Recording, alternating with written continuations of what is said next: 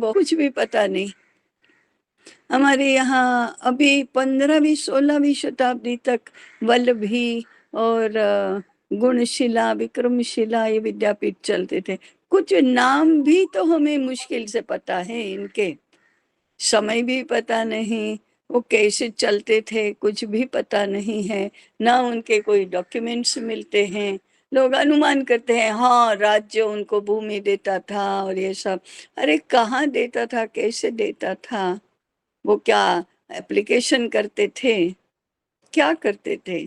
ऐसे जितने भी गुरुकुल चलते थे उनको राज्य ही देता था क्या भूमि, या राज्य चलाता था क्या? राज्य तो नहीं चलाता था, राजा का काम ही नहीं है अध्यापन करना। अध्यापन करना तो ब्राह्मणों का काम है, और जो आश्रमों में रहकर करता है उनका काम है। तो कहने का तात्पर्य ये है कि हम जब शिक्षा योजना के बारे में बोलेंगे तो हमें कुछ उसके ऊपर मौलिक चिंतन ही करना चाहिए। अब इसके ऊपर फोकस करना कि हमको समग्र शिक्षा योजना, तो हमें देश की शिक्षा को ओन करना है, और देश के 140 करोड़ लोगों के लिए शिक्षा की व्यवस्था करना है। कोई भी हमारा अशिक्षित नहीं रहना चाहिए। तो फिर हमारा शुरू होगा, शिक्षित किसे कहते हैं, अशिक्षित किसे कहते हैं। फिर जिसको शिक्षित कहते हैं वो शिक्षित बनेगा कैसे? तो क्या विद्यालय में जाकर बनेगा, या घर में रहकर बनेगा, या खेत खलिहानों में बनेगा? कहाँ बनेगा? कौन बनाएगा उनको? शिक्षित कौन बनाएगा? क्या धर्माचार्य बनाएंगे? तो हमारे पास अगर कोई मांगता है तो हमारे पास पूरी योजना होनी चाहिए कि अगर हमारे हाथ में आया और हमारा कहना कोई मानता है तो ये हमारा मॉडल है, ये हमारी योजना है, यह हमारी रचना है। इसके लिए तो कितना फोकस्ड हमको अध्ययन, वो अध्ययन तो चिंतन के रूप में ही होगा, क्योंकि ना ग्रंथ है, ना प्रत्यक्ष मॉडल है, कुछ भी नहीं है। तो फिर हम स्वायत्त शिक्षा कैसे करेंगे, अर्थनिरपेक्ष शिक्षा कैसे करेंगे, सभी को शिक्षित बनाने की योजना कैसे करेंगे? इसलिए मैं कह रही हूँ कि अब हमको ऐसा फोकस्ड चिंतन करना चाहिए, क्योंकि एक एक गुरुकुल का विचार किया तो वो तो अभी विद्या क्षेत्र चल रहा है, पूर्ण प्रमति चल रहा है, गोतीर्थ चल रहा है, और भी कहीं कहीं कहीं गुरुकुल चल रहे हैं। वे क्या करते हैं, 5, 50, 100 छात्रों के लिए विचार करते हैं। ये हमारे छात्र भारतीय शिक्षा में पढ़े हुए होने चाहिए। फिर क्या करेंगे? अभी तो एक भी गुरुकुल के पास अर्थार्जन की शिक्षा का विषय ही नहीं है। वेद पुराण पढ़ेंगे, गीता पढ़ेंगे, ये सब करेंगे, और बाद में मेडिकल में जाएंगे, आईआईटी में जाएंगे, इंजीनियरिंग में जाएंगे, एमबीए करेंगे, और इसी अर्थव्यवस्था में अर्थार्जन करेंगे। क्या हुआ उनका वेद और भगवत गीता पढ़ने का परिणाम? कुछ भी नहीं हुआ। या तो इनको सज्जन बनाएंगे जो कभी झूठ नहीं बोलेंगे, या प्रामाणिकता नहीं करेंगे, आर्थिक भ्रष्टाचार नहीं करेंगे। इससे देश की व्यवस्था की जू भी नहीं रेंगती। आपके 5,000 लोगों में आप 2-5 ऐसे एकदम सज्जन, एकदम ये हैं, उससे देश का क्या बदलने वाला है? शिक्षा में क्या बदल होने वाला है? सरकार तो एक के बाद एक शिक्षा के ये करती जाएगी, आईआईटी और बढ़ जाएंगे संख्या। क्या होगा? अब उस दिन हमारे भृगुघाट में हमने कहा, भाई इंडियन इंस्टीट्यूट ऑफ टेक्नोलॉजी के स्थान पर इंस्टीट्यूट ऑफ इंडियन टेक्नोलॉजी करो, तो फिर हमारा ज्ञान भारतीय होगा। और उसके लिए आप अरबों नहीं तो करोड़ों तो खर्च करो, तो भी वो इतना हो जाएगा। और प्रॉस्पेरिटी और ज्ञान के क्षेत्र में हमारी प्रतिष्ठा बहुत बढ़ जाएगी। भारतीय ज्ञान के लिए ही हमको ये सब करना है। आईकेएस को ये प्रपोज करना चाहिए। आईकेएस को क्या कुछ भी उनको कुछ भी कल्पना ही नहीं है कि करना क्या, सूझता ही नहीं कुछ भी। तो हमें यदि इंस्टीट्यूट ऑफ इंडियन टेक्नोलॉजी, तो हमको उसका प्लान देना पड़ेगा कि उसमें करना क्या, कैसे होगा। तो ऐसे हम एक हमें शिक्षा को भारतीय बनाने के लिए जो रचनाएं हैं, जैसे हमारा रचना ग्रंथ है, तो पितामही विद्यापीठ पूर्ण रचना उसमें दी है कि करना है तो ये करो, थोड़ा करना है तो थोड़ा ये करो, पूरा करना है तो पूरा ये करो। जैसे गुरुकुल संकल्पना में आपको अर्थकरी शिक्षा का करना है तो ग्राम गुरुकुल करो, उद्योग गुरुकुल करो, वाणिज्य गुरुकुल करो। सीधा गुरुकुल एक ही प्रकार का तो नहीं होता है ना। जब वशिष्ठ मुनि के और ये गुरुकुल चलते होंगे, तब खेत में किसान काम नहीं करते होंगे, जी। तो उनको अपनी कृषि की शिक्षा कहाँ मिलती होगी, कैसे मिलती होगी? तो फिर किसान भी काम करते होंगे, व्यापारी भी काम करते होंगे, मिस्त्री भी काम करते होंगे, सुथार, लोहार, बुनकर सब काम करते होंगे अपना-अपना, तभी तो देश समृद्ध था। तो वे वशिष्ठ मुनि के गुरुकुल में क्या होता था? कितने लोगों के लिए वो व्यवस्था थी? कितने प्रतिशत लोग ऐसे गुरुकुलों में शिक्षा ग्रहण करते होंगे? तो फिर ये क्या 100% शिक्षा हुई क्या? क्या हुआ?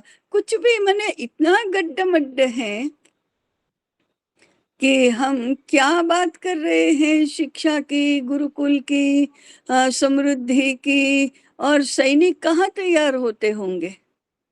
शस्त्र शस्त्र कहाँ बनते होंगे? विश्वामित्र जब राम लक्ष्मण को लेने के लिए आए और अपने साथ ले गए यज्ञ की रक्षा के लिए, तो रास्ते में ताड़का वध हुआ। उसके बाद विश्वामित्र ने जृंभकास्त्र सहित अपने सारे अस्त्र राम को दे दिए। वो क्या है? ये क्या संकेत क्या है? के सारे अस्त्र हैं, उसकी विद्या विश्वामित्र के पास है, और वह विद्या उन्होंने राम को दी। तो फिर विश्वामित्र ने क्यों शस्त्र संचालन, क्यों यज्ञ की रक्षा नहीं की? क्यों राम लक्ष्मण को बुलाने के लिए आए? इसलिए कि वे ब्राह्मण थे, यज्ञ करना था, तो वो शस्त्र संचालन नहीं कर सकते, युद्ध नहीं कर सकते। युद्ध में शस्त्र संचालन करना, असुरों का संहार करना, यज्ञ की रक्षा करना, ये राम लक्ष्मण का दायित्व है, क्योंकि वे राजकुमार हैं, वे आगे राजा बनेंगे, तो वे क्षत्रिय हैं, तो शस्त्र संचालन उनको करना है। तो फिर ये शस्त्र अस्त्र बनाए किसने होंगे? विश्वामित्र के पास विद्या थी, इसका मतलब है उन्होंने अस्त्र बनाए, उन्होंने अस्त्र संचालन उनको आता था, परंतु वे करते नहीं थे। तो फिर अर्थनीति, व्यापार नीति, ये गुरुकुल के आचार्य जानते हैं और सिखाते हैं। राजनीति शास्त्र सिखाते हैं, राज्य चलाते नहीं है। राजनीति करना राजाओं का काम है, राजनीति पढ़ाना आचार्यों का काम है।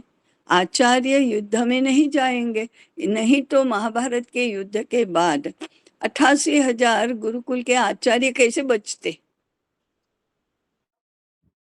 क्योंकि वे युद्ध में नहीं गए थे। तो ये सारे हमको संदर्भ समझकर हमको शिक्षा की योजना करनी पड़ेगी ना। तो कहाँ से करेंगे? अब वो 5,000 वर्ष पहले करते थे वैसा का वैसा अभी कैसे करेंगे? उसमें से क्या अभी करेंगे, क्या नहीं करेंगे, क्या आज के समय में करना है? उस समय शासन इतना विरुद्ध नहीं था गुरुकुलों के, वो तो उल्टे मार्गदर्शन मांगने के लिए आता था। आज तो सरकार नियंत्रण करती है, करने ही नहीं देती आपको, और आचार्य नौकरी करते हैं, उनको भी स्वमान नहीं है, विद्या का मान नहीं है, प्रतिष्ठा नहीं है, सरकारों को भी नहीं है। तो ये प्रश्न महाभारत के काल में नहीं था, तो उन्होंने उस रूप में उसका विचार भी नहीं किया क्योंकि करना ही नहीं, वो प्रश्न ही नहीं था तो उत्तर ढूंढने की बात ही कहाँ। आज तो और प्रश्न निर्माण हो गए हैं, समस्याएं उत्पन्न हो गई हैं, तो हमको उनके संदर्भ में विचार करना होगा। तो फिर अस्त्र शस्त्र संचालन, अस्त्र शस्त्र विद्या, अस्त्र शस्त्र विद्या का एप्लीकेशन, वाणिज्य विद्या के मूल सूत्रों की शिक्षा, प्रत्यक्ष वाणिज्य करना, ये सब कैसे होगा? फिर ज्ञान ज्ञान विज्ञान की शिक्षा कहाँ होगी, कैसे होगी, एप्लीकेशन के क्षेत्र कहाँ होंगे? ये सारा करने के बाद उनकी अर्थव्यवस्था कैसी होगी? तो वशिष्ठ मुनि ने 1000 लोगों के भोजन निवास की व्यवस्था कर दी। कैसे की? हम लोग को तो 200 लोगों की गोष्ठी करना 2 दिन की तो क्या से क्या हो जाता है। तो उन्होंने कैसे की? वो भी तो गुरुकुल ही था, आश्रम ही था। और जैसे ही विश्वामित्र शबला को ले जाने लगे जबरदस्ती, तो 1000 सैनिक भी आ गए और विश्वामित्र को परास्त कर दिया। कहाँ से आए सैनिक? ये कोई केवल रूपक है क्या? केवल कल्पना है क्या? अगर कल्पना है तो कल्पना पर चलता है क्या सब कुछ? और अगर वास्तविकता है तो ये हुआ कैसे होगा? आश्रम में भोजन निवास की व्यवस्था भी होती है और सैनिकों की भी व्यवस्था होती है, तो वो चलता कैसे चलता था, क्या चलता था? तक्षशिला में 10,000 छात्र रहते थे, क्या व्यवस्था होती होगी? और वो आचार्य और कुलपति कितने जबरदस्त रहे होंगे कि सारी व्यवस्था वो कर सकते थे। विशाल भूमि चाहिए, कहाँ से आई होगी, किसने दी होगी? तो मेरा कहने का तात्पर्य है कि विद्यापीठ के आचार्यों को ये सब करना है और इसलिए अध्येताओं को बहुत जल्दी आचार्य बनना है। जी सही। यहाँ प्राज्ञ, हाँ प्राज्ञ बने और ये सारा, मैंने इसको कहते हैं ओन करना, विद्यापीठ को भी ओन करना और देश की शिक्षा को भी ओन करना। इसलिए फोकस्ड और डायरेक्टेड, एक दिशा में जाने वाला, जिसका लक्ष्य तय है, ऐसा हमारा अब आचार्य अध्ययन संकाय का अध्ययन बनना चाहिए। अभी तक योग वशिष्ठ हम रात्रि में पढ़ रहे थे, सर्ग 7 और 8 पढ़ा था। उसमें हाँ, आया था कि विश्वामित्र की तपः शक्ति थी। उन्होंने कहा कि मैं तपः शक्ति से आपको अस्त्र शिक्षा दूंगा और आप उससे संहार करिए राक्षसों का। हाँ, तो हाँ, विश्वामित्र भी कर सकते थे, किंतु उनका हाँ, कार्य ही नहीं था, इसलिए वो नहीं विश्वामित्र करेंगे। नहीं था, नहीं किया उन्होंने। हाँ, नहीं तो अस्त्र शस्त्र सिखाने वाले तो वही थे ना। वो थे। हम्म। और ये तपः शक्ति, कौन सी तपः शक्ति? अस्त्र निर्माण करने वाली, अस्त्र का, अस्त्र को इन्वेंट करने वाली, नए अस्त्र बनाने वाली तपः शक्ति है। विश्वामित्र तो हमारे साइंटिस्ट थे, और वो साइंटिस्ट ऐसे नहीं कि केवल रॉकेट बनाना जानते हैं या अस्त्र शस्त्र बनाना या डीआरडीओ की तरह। हाँ, वो नहीं, तो सब कुछ वो जानते थे युद्ध नीति ओवरऑल। जानते हैं और हाँ, और ब्रह्मर्षि कैसे बनना वो भी जानते हैं।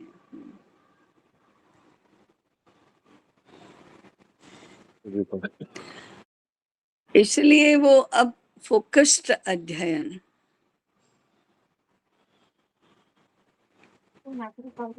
इसलिए हम अध्ययन कर रहे हैं, ऐसे नहीं।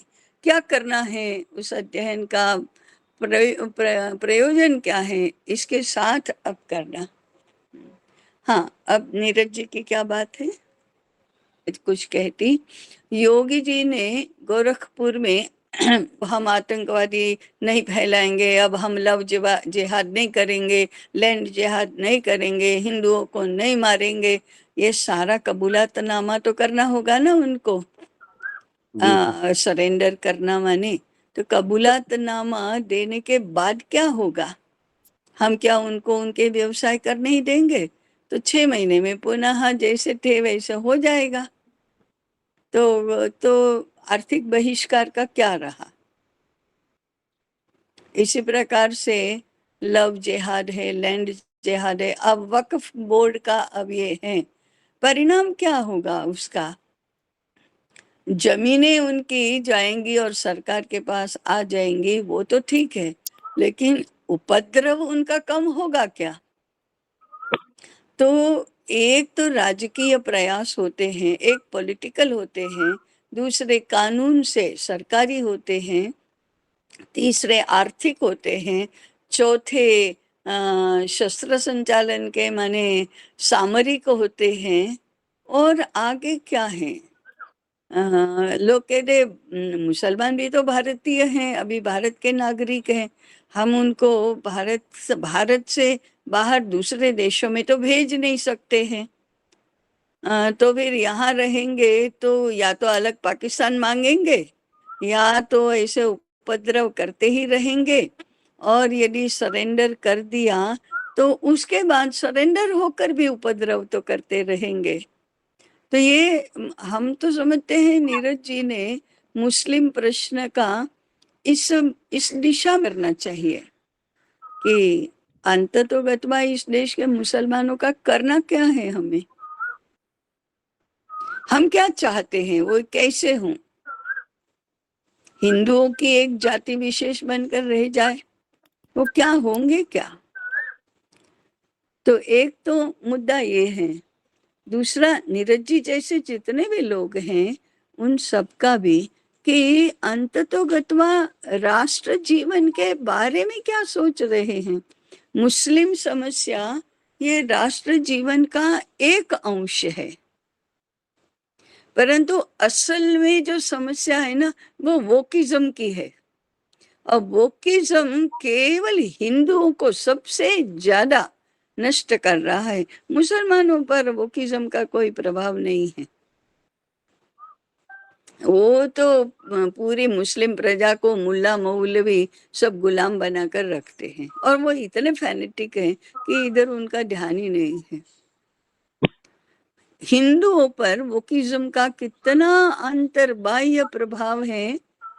मुसलमान तो मुसलमान ही है, लेकिन हिंदू हिंदू ही है ऐसा हम नहीं कह सकते। केवल वे मेहता, दवे, चौधरी इतना ही है, आगे हिंदू के नाते क्या है वो?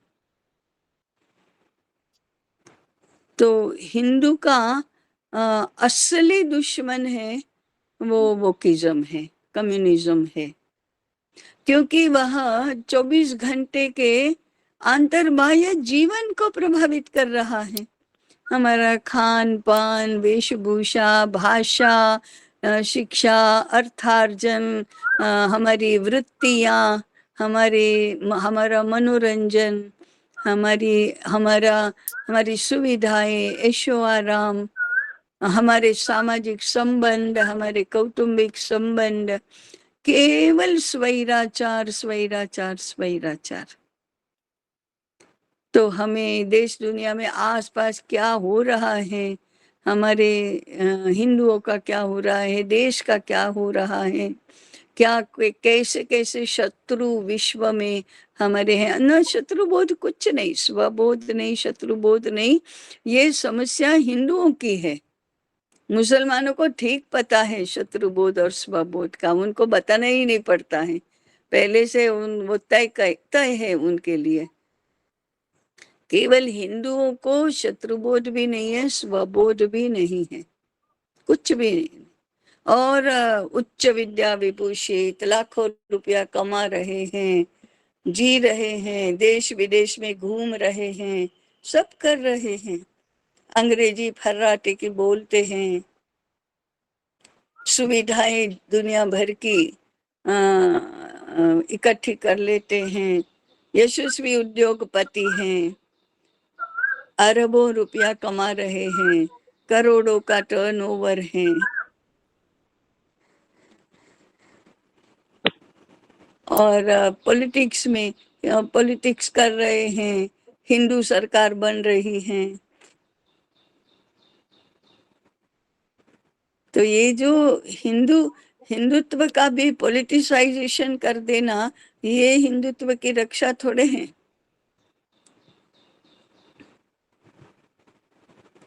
फिर वो खंड खंड में हिंदू बनना, माने कोई कहेगा मैं मांसाहार नहीं करता, कोई कहेगा मैं मैं पूजा पाठ करता हूँ, कोई कहेगा मैं मुझे भगवत गीता पूर्ण कंठस्थ है, कोई कहता है मैं संस्कृत जानता हूँ। उससे क्या वो हिंदू हो गया? फिर मैं तो अहिंसा में मानता हूँ, तो सब समानता स्वतंत्रता में विश्वास करता हूँ। तो फिर मुसलमानों को भी हक है ना, वो भारत छोड़कर कहाँ जाएंगे, ऐसा बोलेगा। ये हिंदुत्व है क्या? ये अहिंसा है क्या? ये मैत्री है? मैंने कहने का तात्पर्य है कि ये क्या चल रहा है सब। तो हमारी बात नीरज जी से निकली थी कि पूर्ण चारों ओर से विषय को समझना, मुस्लिम समस्या का प्लेसमेंट राष्ट्र जीवन में कहाँ है। हम तो समस्या की ही बात करो तो राष्ट्र जीवन की जो समस्याएं हैं उसमें मुस्लिम समस्या का प्लेसमेंट कहाँ है, वो एक बार तो उनको जानना चाहिए। ऐसे हमारे वो पंकज जी, कितना सीमित उनकी दृष्टि है, बस सीताराम गोयल और राम स्वरूप जी का साहित्य वो पढ़कर उसको उसको अनफोल्ड करना, विकसित करना, इतना कर रहे हैं। प्लेसमेंट कहाँ है समग्रता में? उनका प्लेसमेंट क्या है, कितना योगदान है, कैसे बाकी सारी देश की राष्ट्र जीवन की समस्याओं को लेकर वो कैसे एड्रेस कर रहे हैं उसको, उसके साथ वो शत्रुबोध को कहाँ जोड़ रहे हैं। हो गया शत्रुबोध, हो गया स्वयं बोध भी हो गया। आगे क्या? आगे क्या? केवल सेमिनारों में चर्चा?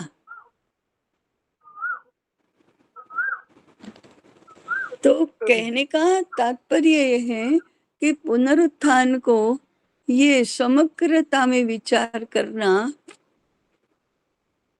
प्रमुखता से करना चाहिए, ताकि ये सारे लोग है ना उसमें अपना अपना प्लेसमेंट कर सके, वे भी उनका परिप्रेक्ष्य जान सके। मुसलमानों की समस्या से हम निपट लिए, हम अपना हिंदुओं का क्या करेंगे? हिंदू ही तो निधर्मी बन रहा है, हिंदू ही अराष्ट्रीय बन रहा है, और कौन बन रहा है? और ये देश तो जैसा हिंदू होगा वैसा होगा, जैसा मुसलमान होगा वैसा नहीं होगा। जैसा हिंदू होगा वैसा होगा, इसीलिए ही हिंदुस्तान है, इसलिए वह हिंदुओं का देश है।